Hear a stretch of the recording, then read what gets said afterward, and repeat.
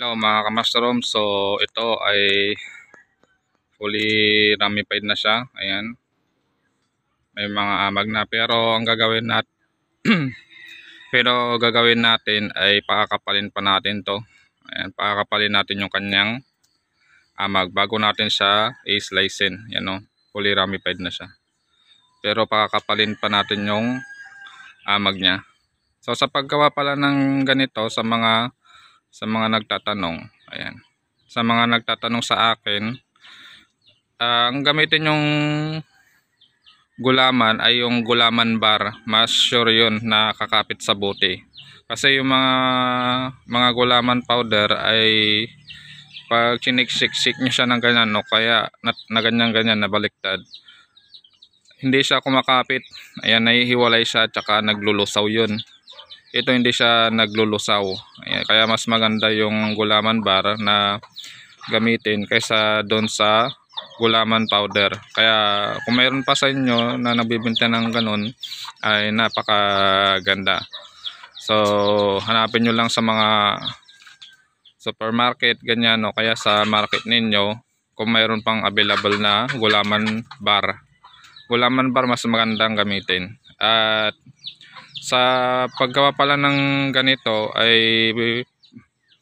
ang gagawin ninyo ay babanlawan nyo muna yung gulaman bar, o kaya ibabad nyo muna siya doon sa tubig na malamig, saka nyo siya pakuluan. Huwag nyo siyang gagawin na yung pinakuluan yung tubig saka nyo ilalagay yung gulaman bar, kasi mamumuo-muo.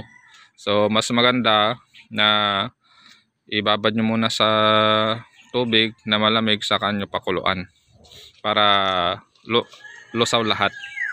At ito ay wala pang 10 days. Ayan, so fully ramified na siya, pero ang gagawin natin ay pakakapalan natin yung kanyang amag.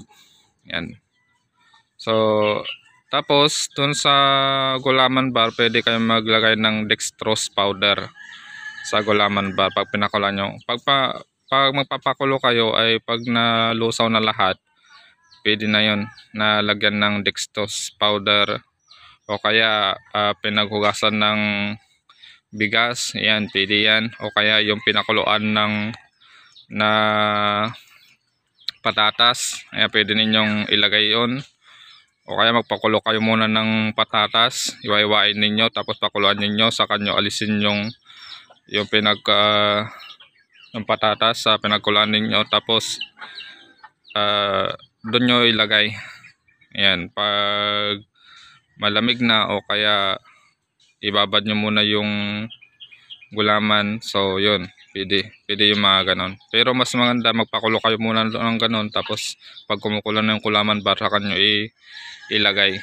Ayan, at saka tansanin niyo, kasi mayroon din instruction naman yung dalawang bar kung ilang liters, ayan, na ilalagay na tubig. So hatiin nyo lang yon, tapos yung isa ay pagkulaan ninyo ng gulaman, tapos yung kalahati na natira ay yun yung pagkulaan ninyo ng patatas. Ayan, so ganun lang yung paggawa ng ganito. So sa akin naman kasi ay pinagkuluan ng bigas yung nilagay ko dito. Ayan, pero pwede naman yung dextrose powder. Ayan, yung iba nilalagyan pa nga nila ng honey. Ayan, yung pure na honey Ayan, so pwede yung ganun pure honey na ilagay. So ganyan lang, at makikita nyo napaka ganda na. May mga sapot-sapot na yan na nakikita nyo sa gilid-gilid yan, gumagapang na pataas. Pero ito pakapalin pa natin ito, saka natin hiwa-hiwain at gawing F1. Ayan, gawin F1. At pwede rin subculture na tinatawag, yung bang hatatin mo to, tapos ilagay mo ulit sa another na gulaman bar. Ayan, gulaman. So ganun yung mostly na ginagawa ng iba. Ayan, para maparami. So yan lang, sana nakatulong itong video ito kung paano gumawa ng F0. So sa susunod ay gagawa tayo ng step by step para mapanood nyo rin kung paano gumawa ng ganito. So ganun lang, at God bless you lahat.